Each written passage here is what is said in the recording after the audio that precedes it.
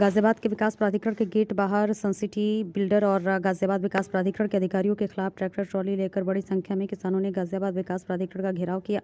गाजियाबाद विकास प्राधिकरण के main gate पर बड़ी संख्या में धरने पर बैठे किसानों ने सनसिटी वेब सिटी के बिल्डरों द्वारा किसानों के साथ धोखा देकर मुआवजा सर्किल रेट से कम देने, भूमि अधिग्रहण के दौरान प्लॉट दिए जाने के वादे को पूरा न करने से नाराज किसानों ने गाजियाबाद किया विकास प्राधिकरण पर बिल्डर के साथ मिलीभगत करते हुए किसानों पर फर्जी मुकदमे लगाने तक के आरोप लगाए गए हैं। और साथ ही ये सभी किसान 2016 से अपनी मांगों को लेकर डासना क्षेत्र में रह रहे थे और आज जब अधिकारियों के द्वारा उनकी नहीं सुनी गई तो किसान और किसान संगठनों ने गाजियाबाद विकास प्राधिकरण के गेट के बाहर अपना धरना प्रदर्शन शुरू कर दिया है। किसानों का कहना है कि जब तक उनकी मांगों को नहीं माना जाएगा या गाजियाबाद विकास प्राधिकरण के कोई भी अधिकारी जाकर उनको संतुष्टि भरा जवाब नहीं देगा, तब तक ये धरना अनिश्चितकालीन तक के लिए बढ़ाया जा सकता है। प्रदर्शन कर रहे हैं, किस लिए प्रदर्शन कर रहे हैं, क्या आपकी मांग है? आज कहाँ कर रहे हैं, हमने तो कई बार कर लिया। जीडी हमारी सुनता ही नहीं है किसानों की। हमारे यहाँ पे भूमि अधिग्रहण हुई सर्किल रेट से कम रेट में, ये पूरे भारत में पहली बार हुआ गाजियाबाद जिले में। डीएम साहब के पास हम आते रहे, कहते रहे डीएम साहब क्या कहते हैं कि पहले जो डीएम है वो कर गए हैं, अब वीसी भी वही है, डीएम भी वही है, अब कर दो। हम तो अपना रोना आए हैं और बाकी हमारे नेताजी हैं। क्या मुख्य मांगे रहेंगी? मुख्य मांग इसमें यह है कि 14 में समझौता हुआ था, वो पूर्ण आज तक लागू नहीं हुआ। जीडीए ने कोई भी बिल्डर पर प्रेशर नहीं बनाया और बिल्डर की ही बात करता है। जब भी किसान आता है तो बिल्डर की बात होती है, किसान की कोई बात नहीं होती है।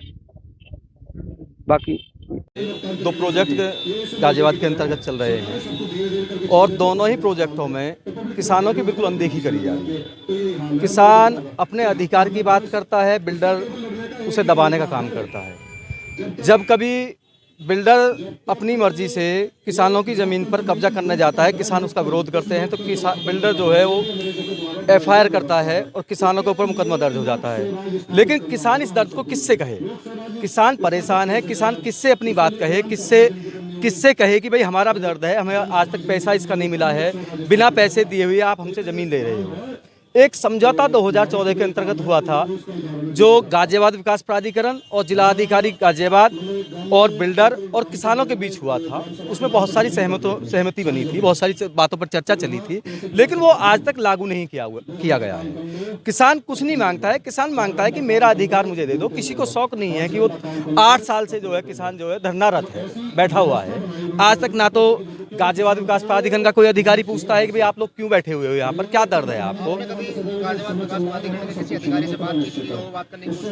इसमें लगातार ज्ञापन होते हैं, लगातार वार्ता चलती है।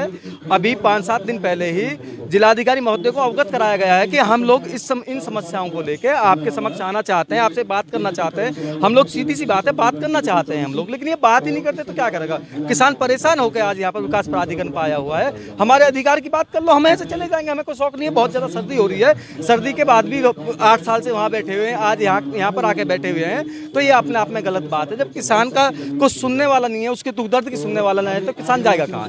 किसान सड़क पर आ गया है, किसान सड़क पर आया तो अब ये लोग शायद कुछ की तरफ से कोई अधिकारी आपसे मिलने के लिए आए हैं? देखिए, अभी तक तो कोई ऐसा अधिकारी की तरफ से बात नहीं आई है। अभी लोग तो सब लोग इकट्ठा हो रहे हैं, पता चले कब चेतेंगे। जब 8 साल से ये धरना चल रहा है, जब तक नहीं बात करने आए तो अब शायद मुझे लगता है नहीं आएंगे।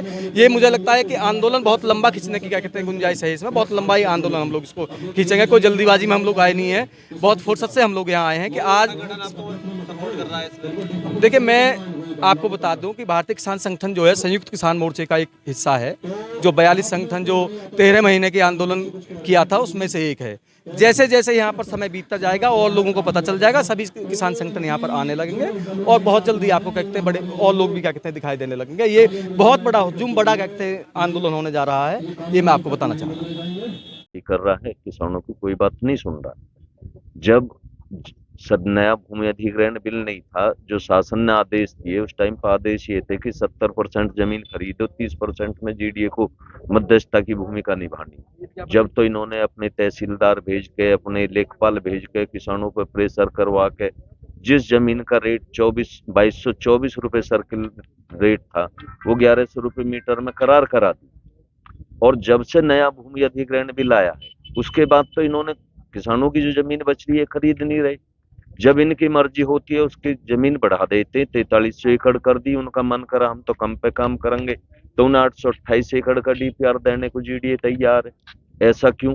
फिर जो जमीन किसानों की बची हुई है, उसे आपने जब इतनी जल्दी करी तो अब क्यों नहीं कर रहे किसानों को जमीन देनी है? आप क्यों नहीं ले रहे? नए भूमि अधिग्रहण बिल के हिसाब से आप लें जमीन। फिर एक चीज और, इन्होंने क्या करा कि जो अब ये 828 एकड़ का डीपीआर अपना मांग रहे हैं, जितने में ये विकास करना चाह रहे हैं, उसके बाहर जो जीडीए ने करार करके इनको जमीन दे दी, ये उस जमीन को किसान को वापस क्यों नहीं करते?